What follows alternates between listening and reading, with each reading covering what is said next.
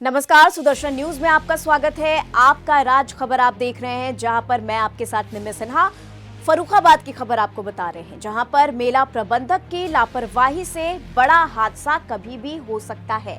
बता दें कि मेला प्रबंधक की साधु सन्यासियों और कल्पवासियों की जान से खिलवाड़ करते नजर आ रहे हैं। इसी के साथ पिछले वर्ष मेला रामनगरिया में आग लगने से एक की मौत हो गई थी, तो वहीं आधा दर्जन आग की चपेट में आने से घायल हो गए थे। बता दें कि आग लगने से आधा सैकड़ा से अधिक राउटी और झोपड़ी जलकर राख हो गई थी। जहां पिछले वर्ष हुई आग की घटना से भी मेला प्रबंधक सबक नहीं ले रहे। मेला क्षेत्र में लीकेज गैस सिलेंडर मिलने से हड़कंप मच गया। वहीं नमामि गंगे की परियोजना अधिकारी निहारिका पटेल की सूझबूझ से बड़ा हादसा टल गया। लीकेज गैस सिलेंडर पड़े मिलने से मौके पर हड़कंप मच गया। गनीमत रही कि लीकेज गैस सिलेंडर ने आग नहीं पकड़ी, वरना बड़ा हादसा हो सकता था। मौके से गुजर रही नमामि गंगे, बता दें आपको, नमामि गंगे टीम ने सिलेंडर पड़ा हुआ देख करके लीकेज गैस की महक आने पर अधिकारियों को सूचित किया। नमामि गंगे की टीम में दुकानदारों के सहयोग से नोजल को सिलेंडर से खोल दिया, जिससे लीकेज गैस बंद हो गई। मेला प्रभारी की सूचना पर कुछ ही देर में फायर ब्रिगेड की टीम मौके पर पहुंची। फायर ब्रिगेड की टीम ने लीकेज गैस सिलेंडर को कब्जे में लिया और घटनास्थल पर जांच पड़ताल शुरू कर दिया। फायर ब्रिगेड के दरोगा शिव प्रताप ने बताया कि लीकेज गैस सिलेंडर खाली हो गया है। काफी पूछताछ के बाद गैस सिलेंडर किसने फेंका, इस संदर्भ में जानकारी नहीं मिल पाई। फायर दरोगा ने यह भी बताया कि गैस सिलेंडर को कोई लेने भी नहीं आया। वहीं अब पूरा मामला मेला श्री राम नगरिया के जिम्मेदारियों ने भी लापरवाही बरती है।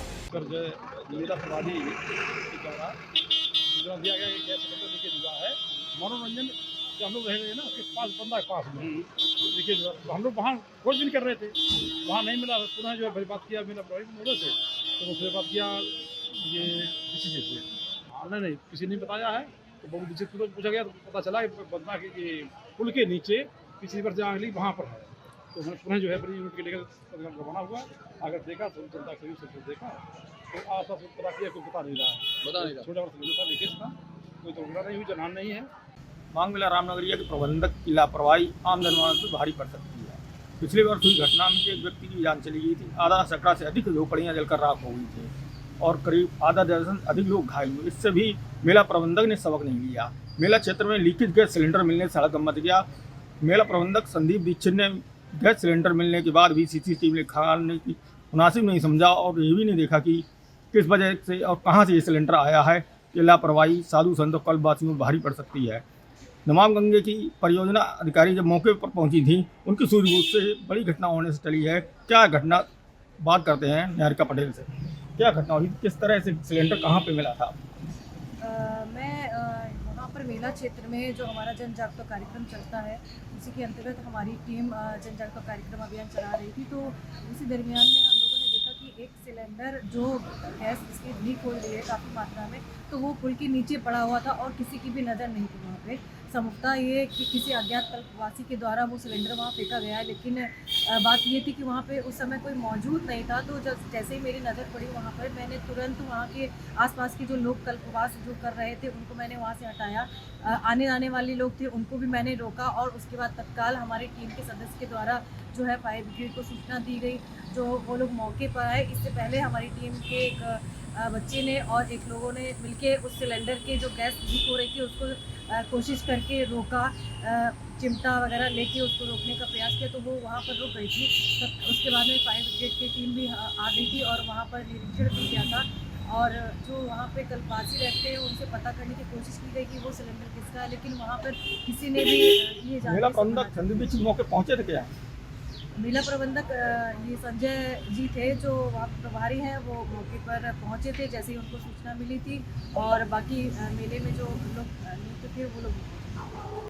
और चलिए खबरों में आगे बढ़ते हैं। उत्तर प्रदेश के जनपद बरेली में आए दिन हो रही दुर्घटनाओं को लेकर संभागीय परिवहन विभाग जिला बरेली की सख्ती के चलते एक बड़ा कदम जनहित में विभाग की ओर से उठाया गया, जहां इस मामले पर सुदर्शन न्यूज की टीम बरेली से रूबरू होने पर आरटीओ प्रवर्तन दिनेश कुमार ने आए दिन हो रही दुर्घटनाओं को लेकर गहरी चिंता व्यक्त करते हुए कहा कि वाहन चलाते समय खुद की सुरक्षा पर आवाम ज्यादा ध्यान नहीं देती है, जिसके चलते दुर्घटना में मृत्यु के ग्राफ में तेजी से वृद्धि भी हो रही है, जिसको लेकर आरटीओ परिवर्तन अधिकारी दिनेश कुमार ने सुदर्शन चैनल से रूबरू होकर अपनी बात जन जन तक पहुंचाने के उद्देश्य से दोपहिया वाहन चालकों और चार पहिया वाहन चालकों के हित में एक विशेष संदेश जारी किया है, ताकि वाहन स्वामी वाहन चलाने से पहले सड़क सुरक्षा में कोई भूल चूक ना कर सके।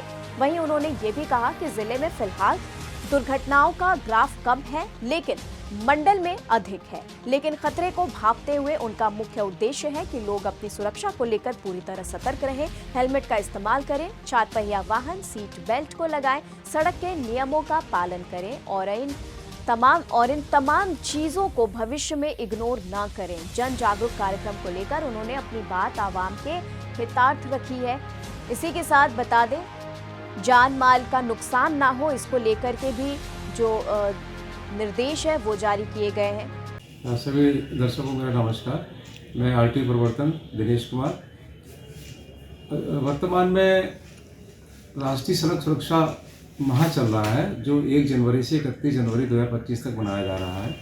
इसमें हमारे विभाग का, परिवहन विभाग का ये प्रयास है कि सभी लोगों को जागरूक किया जाए कि भाई रोड सड़क सुरक्षा के नियमों का पालन करें।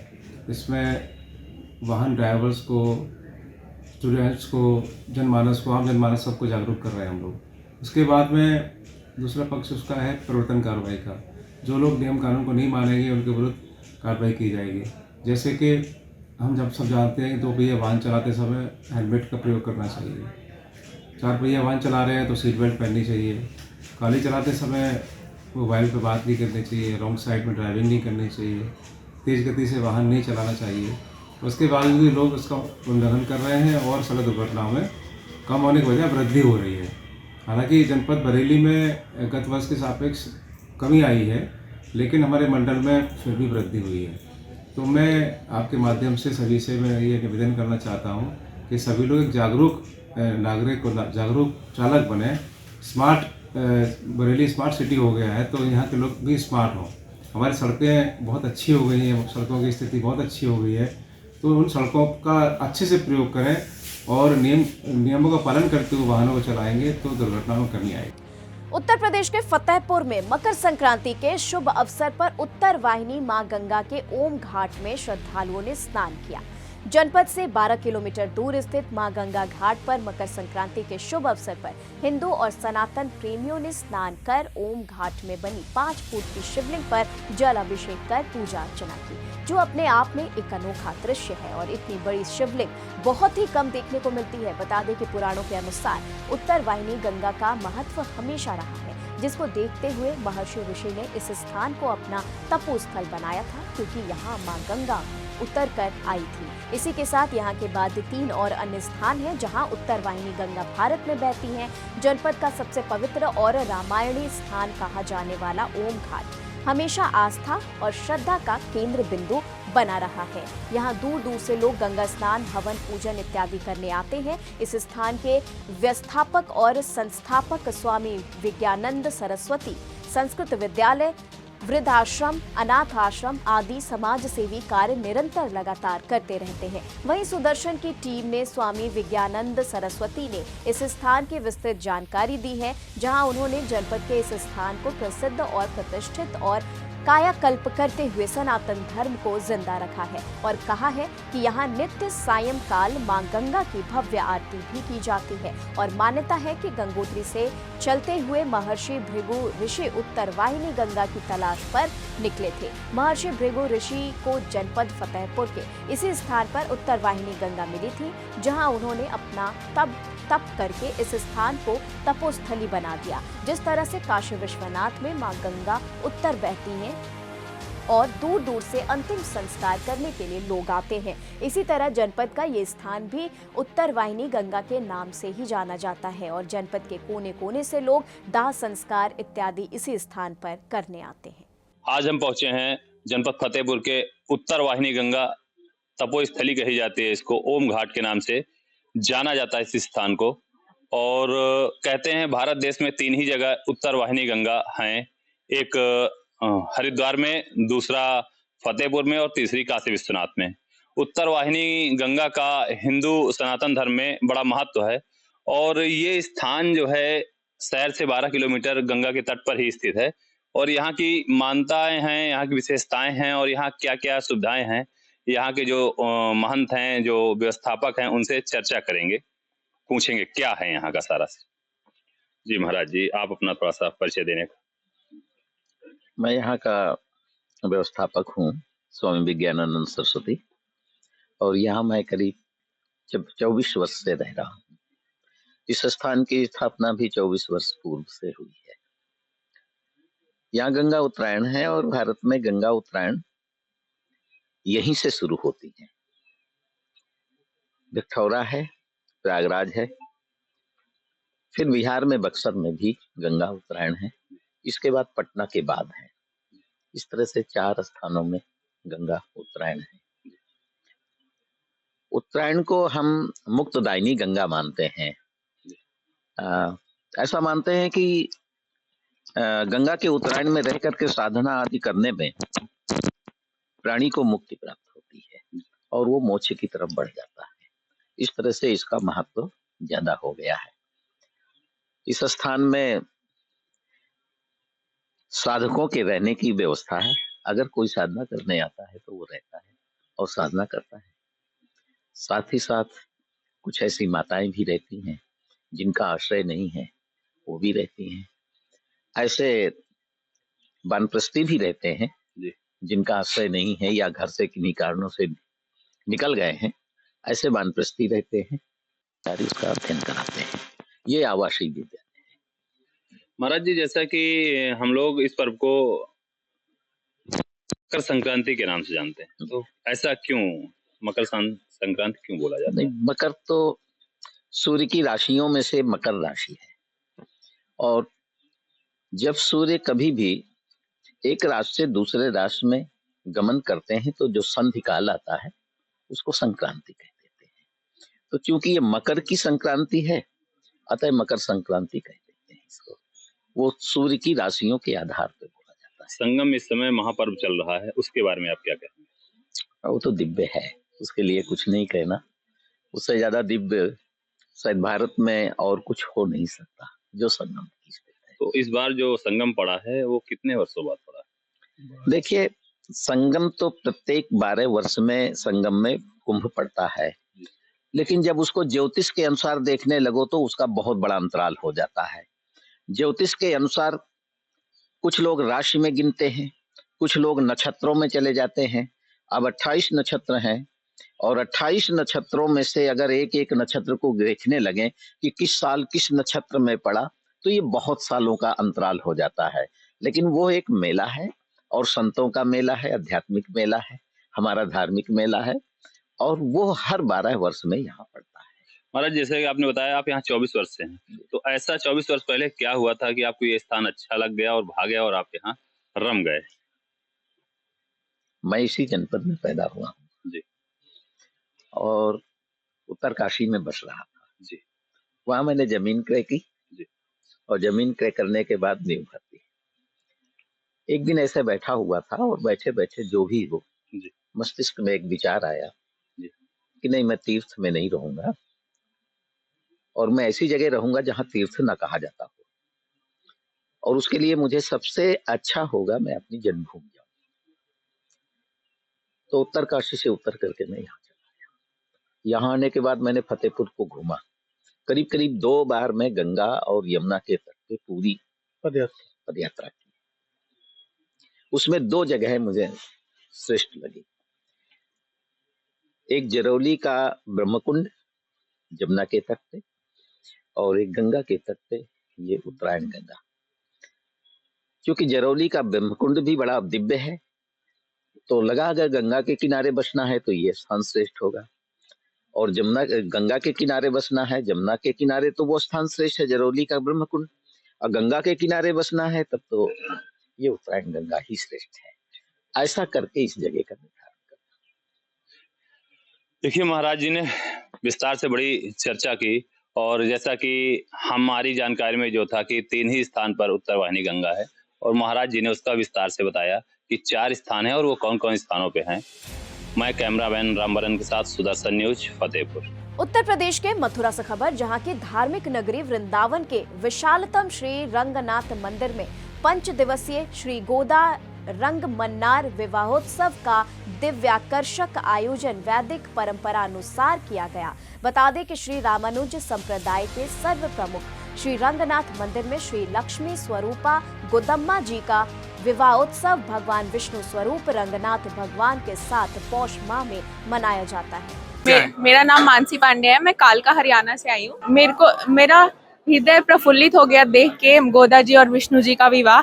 मैं यहाँ घूमते घूमते आ गई थी, मेरे को यहाँ पता नहीं था कि यहाँ विवाह हो रहा है। कल परसों मैं यहाँ आई थी, हमने बैकुंठ द्वार पार किया था और आज देख के हमारे नयन विभोर हो गए। तो हम भी आगे अपने जीवन में यही सोचेंगे कि हमें भी ऐसे ही पति मिले और हम भी ऐसे ही तपस्या करें। ये अम्मा जी लक्ष्मी जी जो है वो भगवान की प्राप्ति के लिए कृष्ण रूप में भगवान को पति प्राप्त होने के उपलक्ष्य में ये धनुर्मास का व्रत रखती हैं 1 महीने का। उसी क्रम में ये वैकुंठोत्सव होता है। वैकुंठोत्सव के अंतर्गत ही विवाह होता है भगवान का।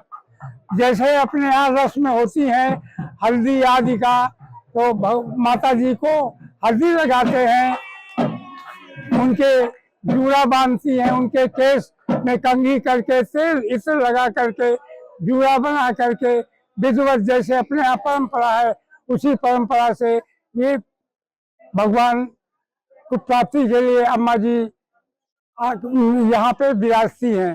प्रातःकाल यमुना के दर्शन किए और वहाँ से लौटने के बाद फिर यहाँ बाराद्वारी में अम्मा जी का त्रिमंजन हुआ। त्रिमंजन के बाद गोष्ठी प्रसाद तीर्थ वितरण हुआ। अब इसके बाद माला बदली हुई भगवान की और माला बदली के बाद भगवान अब बाराद्वारी में विराज करके बैकुंठ मंडप में जाएंगे। खबर फर्रुखाबाद से, जहां की मिनी कुंभ मेला श्री राम नगरिया में लगी प्रदर्शनी का भव्य उद्घाटन हुआ। जहां सूचना विभाग की तरफ से मेला श्री राम नगरिया में लगी प्रदर्शनी का DM doctor VK Singh, CDO Arvind Kumar Mishra ने फीता काटकर उद्घाटन किया। इसी के साथ सूचना विभाग की तरफ से लगाई गई प्रदर्शनी में कुंभ मेला 2025 को प्रमुखता से दर्शाया है। इसके साथ ही भारत सरकार और उत्तर प्रदेश सरकार द्वारा कराए गए विकास कार्यों को चित्रों के माध्यम से दिखाया गया, जिसमें प्रमुख रूप से 5 लाख आवासों का निर्माण करना, उज्ज्वला योजना के तहत महिलाओं को गैस कनेक्शन देना और साथ ही 21 करोड़ से अधिक कन्या सुमंगला योजना के तहत कन्याओं को लाभान्वित करने समेत विभिन्न योजनाओं को दर्शाया गया है। इस दौरान ADM Subhash Prajapati, city magistrate Sanjay Kumar Bansal, सूचना विभाग अधिकारी प्रभारी ओमवीर सिंह, अन्य लोग मौजूद रहे। देखिए, आज श्री राम नगरिया मेला में सूचना एवं जनसंपर्क विभाग उत्तर प्रदेश शासन के तत्वाधान में ये प्रदर्शनी लगी है और आप सब लोगों ने देखा है कि गौर सरकार की जितनी भी स्कीम है और विशेषकर जो भी महाकुंभ प्रयागराज में हो रहा है उस पर तमाम तरह के चित्रण और विभिन्न स्कीम में क्या लाभ मिलता है, क्या लाभ दिया गया है, नल जल हो, प्रधानमंत्री आवास योजना हो, पेंशन संबंधी योजना हो, मेट्रो हो, एक्सप्रेस हो, विभिन्न जन कल्याणकारी योजना हो, सभी योजनाओं का विस्तृत जो है ब्यौरा दिया गया है। और सूचना विभाग के अधिकारी से अपेक्षा करते हैं, अनुरोध करते हैं कि उनके अधिकारी कर्मचारी कोई ना कोई रहे जो कि श्री राम नगरिया मेला में जो श्रद्धालु आते हैं, जो साधु संत आते हैं, जो भी इस प्रदर्शनी को देखना चाहें और इससे उनका ज्ञानवर्धन ही होगा, ये सरकार की स्कीम के बारे में जानकारी होगी, तो ज़रूर लोग यहाँ पे रहें और वो बताएं। और इन्होंने आश्वस्त किया है कि कोई ना कोई इनका एक आदमी कर्मचारी रहेगा जो कि इस योजनाओं के बारे में जानकारी आम जन को और श्रद्धालुगण को देंगे।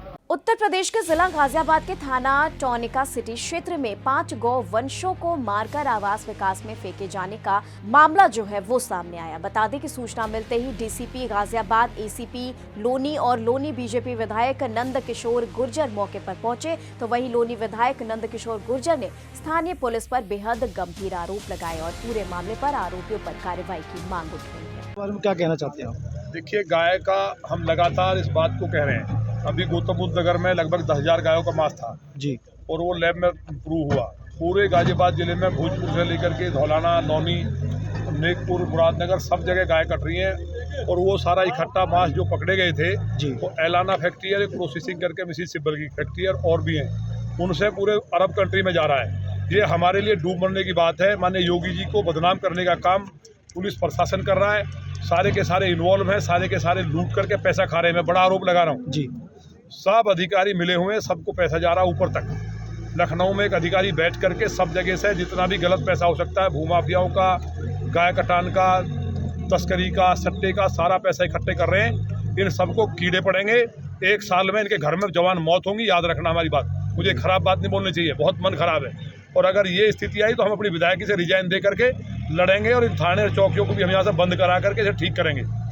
संवैधानिक पद पे हूँ जब तक, उसके बाद हट जाएंगे, जेल भेजेंगे, गोली मारेंगे, हमें मारे उससे परवाह नहीं है। यहाँ गाय काटने के किसी के बाप की हिम्मत नहीं होती थी। आज यहाँ जिस तरह जिहादियों ने नरक किया है, इसके लिए हम लोगों ने जब सारा संगठन तय कर लेगा कि तय, हमने कहा है उनसे एक बात कही है कि कमिश्नर के घर पे महापंचायत होगी, कम से कम 2 लाख आदमी इकट्ठा हो, जिससे उत्तर प्रदेश नहीं देश के अंदर गाय कटनी बंद हो जाए। उत्तर प्रदेश के बुलंदशहर में मकर संक्रांति के अवसर पर जनपद के गुलावटी में विश्व हिंदू परिषद द्वारा खिचड़ी का वितरण किया गया। इस दौरान लोगों ने बढ़ चढ़कर खिचड़ी का प्रसाद ग्रहण किया और अपनी आस्था का परिचय दिया। नगर अध्यक्ष ने जानकारी देते हुए बताया कि मकर संक्रांति के पावन पर्व पर गुलवाठी में खिचड़ी का प्रसाद वितरित किया गया, तो वहीं राहगीरों, व्यापारियों और स्थानीय लोगों ने खिचड़ी का प्रसाद ग्रहण भी किया।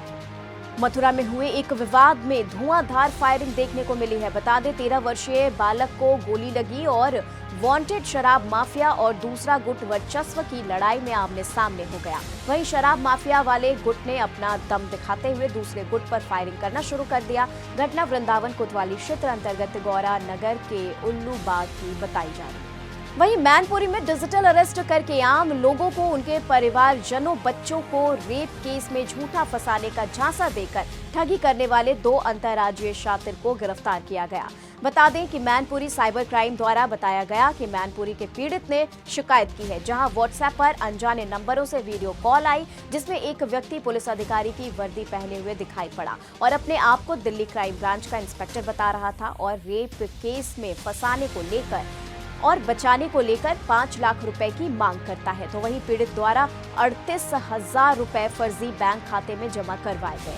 साइबर सेल की मदद से सीसीटीवी फुटेज के आधार पर संदिग्ध की शिनाख्त की गई है। तो वहीं कार्रवाई में आरोपियों के पास से 15,500 रुपए और 3 अदद मोबाइल फोन बरामद किए गए। आरोपियों को गिरफ्तार कर जेल भी भेज दिया गया। आगे की कार्रवाई लगातार जारी। कॉल आया था जिसमें एक व्यक्ति है जिसको कॉल आता है, उसको कहा जाता है कि आपके बेटे को दिल्ली के क्राइम ब्रांच द्वारा अरेस्ट किया गया है।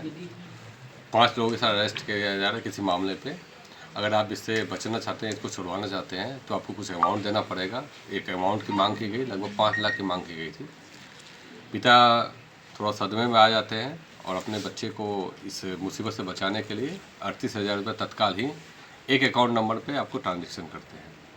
वादी को संदेह होता है कि कहीं ना कहीं इसमें कुछ गड़बड़ है। वो हमारे जो थाना है और हमारे ऑफिसर हैं उनको संपर्क करते हैं, तत्काल इसमें कार्रवाई की जाती है। जब होमवर्क स्टार्ट होता है तो देखा जाता है कि ये कॉल अलग अलग जगह से आई है और इसमें जो कॉल करने वाले हैं एक महिला भी है और उसके साथ एक पुरुष भी है। जो 3 सस्पेक्टेड नाम आए थे, इसमें एक आकाश, तनु और विवेक, जिसमें से 2 लोगों की गिरफ्तारी की गई है। इसमें एक महिला और एक पुरुष की। एक विवेक वांछित है। जब इनके आपराधिक इतिहास को टटोला गया तो देखा गया कि इनके आपराधिक इतिहास भी है और आगे पहले भी ये इस तरह की कृत्य कर चुके हैं। ये एक नया मामला नहीं, इस तरह के कई मामले आते हैं। इसमें ज़रूरी है कि जिस तरह हमारे साइबर थाना की टीम ने बहुत ही कुशलता से और इस नेटवर्क को खोला है और आगे भी ट्रेस कर रहा है कि किस मोड में ये काम करते हैं। हमारी आपसे अपील भी होगी कि इस तरह के वाक़यात बहुत ज़्यादा हो रहे हैं, तो इसमें जागरूकता फैलाने की भी ज़रूरत है कि इस तरह के कोई पैनिक कॉल होते हैं तो वो बिल्कुल ये माना जाए कि पहले उसकी वेरिफिकेशन कर लिया जाए, तब ही जाके कोई एक्ट किया जाए। हमारे साइबर थाना की पुलिस 24 घंटे एक्टिवेट है और उनके CUG नंबर भी है। कभी इस तरह की कोई बात आती है तो तत्काल आप कॉल कर सकते हैं। क्योंकि टीम ने अच्छा काम किया है तो हम इसको एक अलग से पुरस्कृत। वहीं यूपी के हरदोई सड़क निर्माण में बड़ी लापरवाही से लोगों की जान आफत में आ गई। बता दें कि घने कोहरे में आपस में करीब 10 गाड़ियां टकरा गईं, जिसमें कई लोग जख्मी हो गए और बिना सड़क बंद किए पुल पर चढ़ी एक लग्जरी कार पलटकर चकनाचूर हो गई। वहीं कार में सवार कई लोग घायल हो गए और एक बालिका की हालत गंभीर है। तो वहीं कंपनी की लापरवाही से स्थानीय लोगों में भारी आक्रोश है और कछौना कोतवाली क्षेत्र में लखनऊ हरदोई मार्ग पर हुआ एक बड़ा हादसा सामने आ रहा है। यूपी के मथुरा थाना जयंत क्षेत्र के वृंदावन में रेलवे लाइन के समीप स्थित धौरेरा के जंगलों में एक महिला का शव संदिग्ध परिस्थितियों में मिला है। वहीं शव मिलने की सूचना के बाद क्षेत्र में सनसनी फैल गई और मौके पर पहुंची थाना जयंत और वृंदावन पुलिस के साथ क्षेत्राधिकारी सदर संदीप कुमार सिंह ने घटनास्थल का मुआयना किया और पुलिस के साथ डॉग स्क्वाड टीम ने भी जांच पड़ताल शुरू कर दी। इसी के साथ मथुरा में अपराध का सिलसिला लगातार बढ़ता नजर आ रहा है। हाँ, ये धरौरा के जंगल में यहाँ एक महिला का शव मिला है, जिसके संबंध में हम लोग प्राथमिक रूप से तहकीकात कर रहे हैं। महिला के शव को पंचायतनामा भर के पीएम की कार्रवाई हेतु भेजा जा रहा है। महिला के शिनाख्त का प्रयास किया जा रहा है। अभी तक शिनाख्त नहीं हो पाई है। शव पुरानी नहीं, शव तो ताज़ी ही लग रही है। ज़्यादा से ज़्यादा 1 दिन की होगी, बाकी सभी चीज़ें पीएम से स्पष्ट हो पाएंगी। लगभग 30 वर्ष लग रही है। यूपी के जनपद बदायूं थाना अलापुर के गांव हयातपुर में मां पोती की 11 जनवरी को मुंगेरी से हत्या कर दी गई।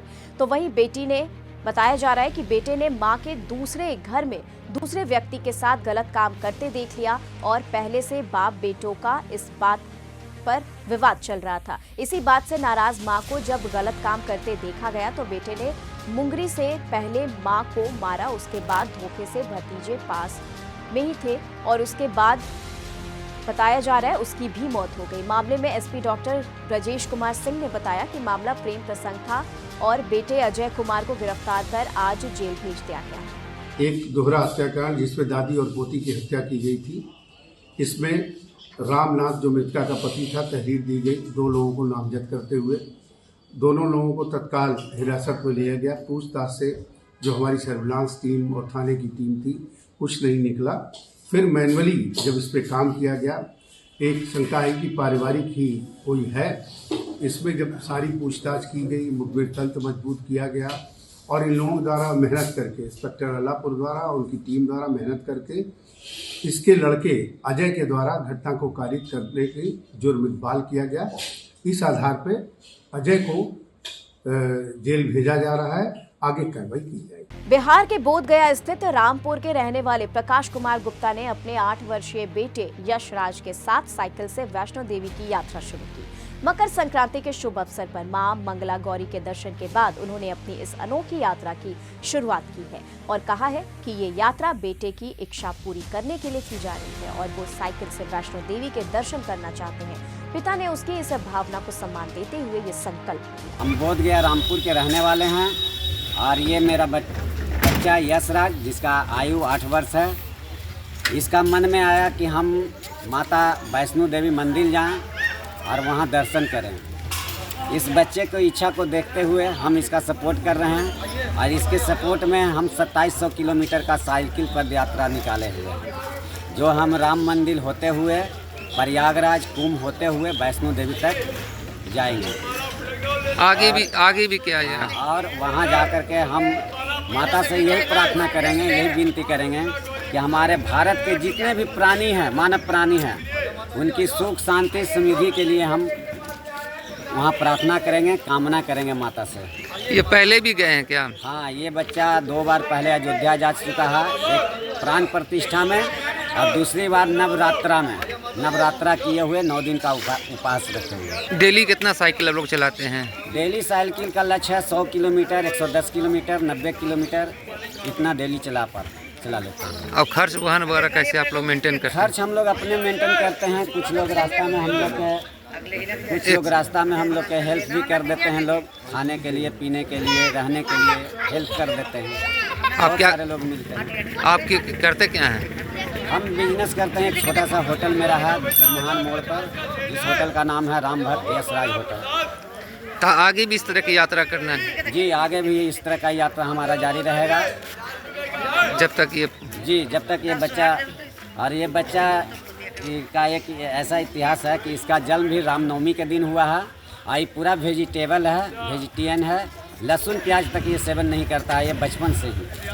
और न घर में ये बनने देता है। ये उद्देश्य इस तरह का सोच क्या, कामना क्या है? इसका सोच है कि प्रभु ये सनातन धर्म को आगे ले जाए। अगर इस तरह का बच्चा का, अगर हमारे देश के बच्चा का, अगर ऐसे ऐसे बच्चे अगर हौसले जताते हैं आगे, तो हमारा भारत फिर से एक नया भारत कहलाएगा। विश्व शांति, विश्व शांति, हमारा देश शांति रहे, हमारे देश में किसी तरह का आपदा ना आए, विपत्ति ना आए, यही हमारी कामना है। और सारे लोग सुख समृद्धि से अपना जीवन व्यक्त करें। तो पापा को सपोर्ट करने के लिए पापा साथ में सपोर्ट करते। तो चले फिलहाल के लिए खबरों में बस इतना ही, लेकिन सुदर्शन न्यूज़ पे खबरों का सिलसिला लगातार जारी है। जय